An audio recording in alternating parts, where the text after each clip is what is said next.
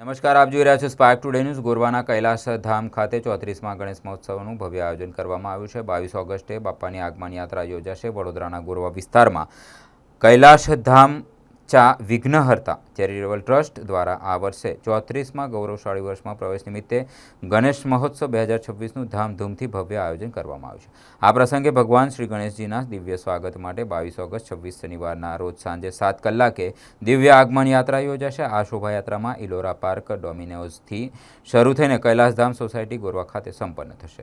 Ward corporator Shrirang Rajesh આયરે તથા ટ્રસ્ટના પદાધિકારીઓ દ્વારા તમામ ગણેશ ભક્તોને પરિવાર સાથે આ ભવ્ય અને શ્રદ્ધામય આગમન સોહળામાં ઉત્સાહભેર જોડાવા માટે હાર્દિક આમંત્રણ આપવામાં આવ્યું। જય ગણેશ।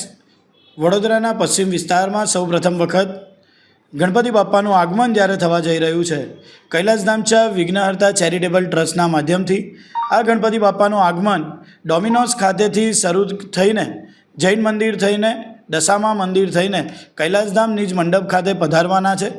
આમ તમામ જે આગમનની અંદર એક કૃષ્ણ ભગવાનની થીમ રાખવામાં આવી છે કે એ કૃષ્ણ ભગવાન જે જગતના નાથ, એવી જ રીતના તેની અંદર તમામ પ્રકારનું આયોજન કરવામાં આવ્યું છે કે જે જૈન મંદિર ખાતે 10 વાગ્યાથી લઈને 11 વાગ્યાની વચ્ચે જે સમર્થ ક્રીડા મંડળના માધ્યમથી મટકી ફોડનું પણ આયોજન કરવામાં આવ્યું છે કે જે મટકી ફોડ કે તમે જુઓ કે જ્યારે પરમાત્મા પણ એ મટકીના માધ્યમથી એ અહંકાર ભર્યો સ્વભાવ લોકોને વિસરવા માટેનું એક પ્રતીક આપવા માંગતા હોય અને એવી જ રીતે દહીહાંડીનો એવી કાર્યક્રમ કરવામાં આવ્યો છે।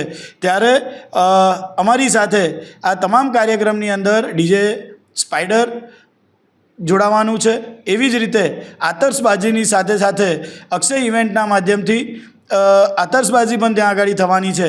એવી જ રીતે હું વાત કરું કે ગણાધ્યક્ષના ઢોલ તાશા સાથે આ તમામ ઇવેન્ટનું એક સંગીતભર્યું વાતાવરણ સનાતન ધર્મ તરફનું વાતાવરણ બન્યું રહે તે માટેનું અમારા કૈલાસધામ ચા વિઘ્નહર્તા ચેરિટેબલ ટ્રસ્ટના તમામ યુવાનોએ અમારા પ્રમુખ એવા ઉદયભાઈ કાટેના માધ્યમથી આયોજન કરવામાં આવ્યું છે। ત્યારે આપ સૌ ભાવિ ભક્તો આવો, આ વિસ્તારને ફરીથી એક વખત ભક્તિભયભર્યું વાતાવરણ બનાવવા માટે કૈલાસધામ ચા વિઘ્નહર્તા આ તમામ આયોજન સાથે ગણપતિ બાપાનું આગમન કરવા જઈ રહ્યું છે। આવો આપણે સૌ આ આગમનની અંદર જોડાઈએ। ઘણા બધા આકર્ષણ પણ રહેવાના છે। આકર્ષણના કેન્દ્રો હમણાં કીધા એ જ પ્રમાણે ડીજે સ્પાઈડર, એવી જ રીતે સમર્થ ક્રીડા મંડળના માધ્યમથી મટકી ફોડનું આયોજન ત્યાં આગળ કરવામાં આવવાનું છે।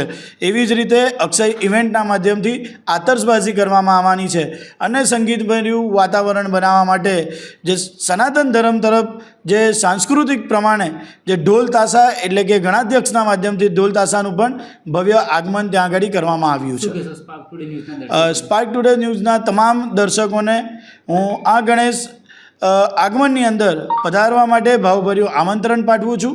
આવો, આવતીકાલે આપણે 7 વાગે ડોમિનોઝથી બાપાની આરતી કરીને આગમનની શરૂઆત કરીશું। 10 વાગ્યાથી આપણે મટકી ફોડનું આયોજન કરીશું અને એવી જ રીતે દશામા મંદિર ખાતે પણ આતશબાજીનું કાર્યક્રમ કરવામાં આવ્યો છે। તો આવો આપણે સૌ એ દશામા મંદિર ખાતે ગણપતિ બાપાને સલામી આપશે અને એવી જ રીતે નિજ મંડપ ખાતે ગણપતિ બાપાનું આગમન કરવામાં આવશે। જય ગણેશ। કૈલાસધામ ચા વિઘ્નહર્તા ચેરિટેબલ ટ્રસ્ટ દ્વારા આ વર્ષે બી કંઈ અલગ અને ભવ્યથી ભવ્ય આગમન રાખવામાં આવેલું છે, જે કાલે 22/8/2026ના રોજ છે। સાંજે 7 કલાકે આપણું આગમન સ્ટાર્ટ થશે, જેનો રૂટ રહેશે ઇલોરા પાર્ક ડોમિનોઝથી, જ્યાં આપણી પહેલાં આરતી થશે। એના પછી આપણે 10 થી 11ની વચ્ચે શ્રી સાઈ સમર્થ ક્રીડા મંડળ દ્વારા ત્યાં મટકી ફોડનો પ્રોગ્રામ રાખવામાં આવેલો છે, જે આપણા ગુજરાતમાં સૌ પ્રથમ વખત કોઈ આગમનમાં રાખવામાં આવેલું છે। જ્યારે આપણા જોડે આપણું સાઉન્ડ એવું ડીજે સ્પાઈડર એકોસ્ટિક રહેશે અને અક્ષર ઇવેન્ટ દ્વારા ભવ્યથી ભવ્ય આતિશબાજી થશે અને ગણાધ્યક્ષના ઢોલ તાશાના માધ્યમથી બધા ભક્તોને એક શું મેસેજ આપવા માંગી ગયા? બસ બધા જ ભાવિ ભક્તો એક મોટી સંખ્યામાં જોડાઓ અને આગમનનો લાભ લો અને બાપાની એક ઝલક મેળવો। એ અમે કેવા પ્રકારની આ વખતે ગણપતિ બાપાની પ્રતિમા ચોઈસ કરી છે? આ વખતે ગણપતિ જોડે આપણા શ્રી કૃષ્ણ ભગવાન પધારી રહ્યા છે, ત્યારે એટલા જ માટે આપણે ખાસ કરીને આકર્ષણમાં આપણે મટકી ફોડનો પ્રોગ્રામ રાખવામાં આવેલો છે। ઉદયભાઈ કાટે।